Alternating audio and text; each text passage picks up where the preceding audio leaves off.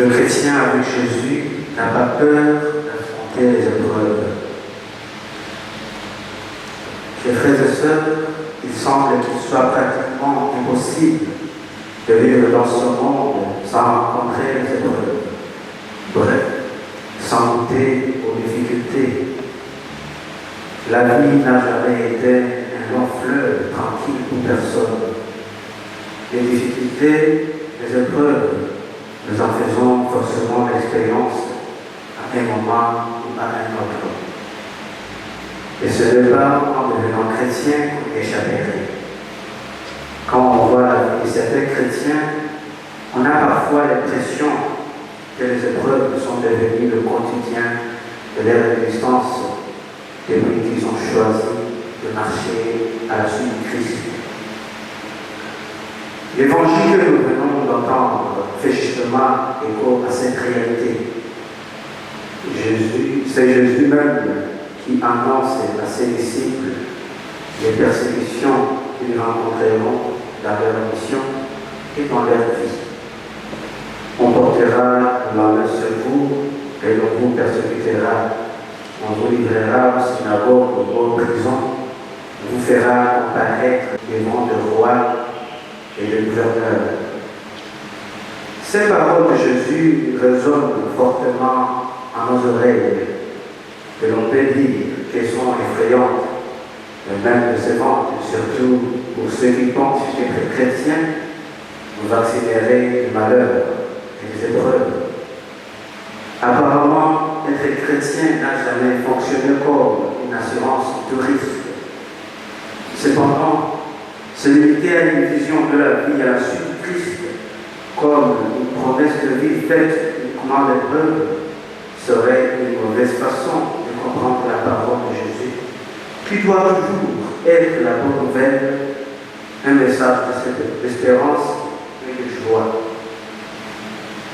En effet, Jésus ne s'arrête pas seulement à annoncer les persécutions de ses disciples, il leur donne aussi l'assurance de sa proximité et de sa défense. Mettez-vous donc dans l'esprit que vous n'avez pas à vous préoccuper de votre défense. C'est moi qui vous donnerai un langage et une sagesse à laquelle tous vos adversaires ne pourront ni résister ni opposer. Voilà, frères et sœurs, l'essentiel de la bonne nouvelle contenue dans les paroles de Jésus. Le chrétien, comme tous les hommes, passe par des épreuves et des persécutions, mais seulement il ne les affronte pas seul, il les affronte toujours avec Jésus, qui lui donne la force de tenir et de témoigner de la parole de Dieu par l'amour. La majorité de nos persécutions, des épreuves qui nous arrivent, sont justement causées par des personnes qui refusent d'écouter la parole de Dieu et de vivre l'amour, et qui finissent par faire du mal. Et c'est précisément vers ces personnes que Jésus nous envoie, afin que nous rendions témoignage de l'amour et que nous soyons un exemple pour nos frères et sœurs qui vivent les mêmes situations. Frères et sœurs, dans toute situation éprouvante, Jésus nous demande de ne pas céder à la peur, mais de lui faire confiance et de nous appuyer sur lui, de compter toujours sur sa présence et son amour.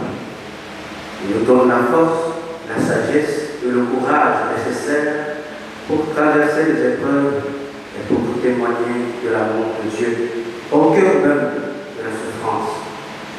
Devant les persécutions, les épreuves, les injustices, les guerres, les maladies, il n'y aura plus de plus grande sécurité et de plus grand confort en Jésus.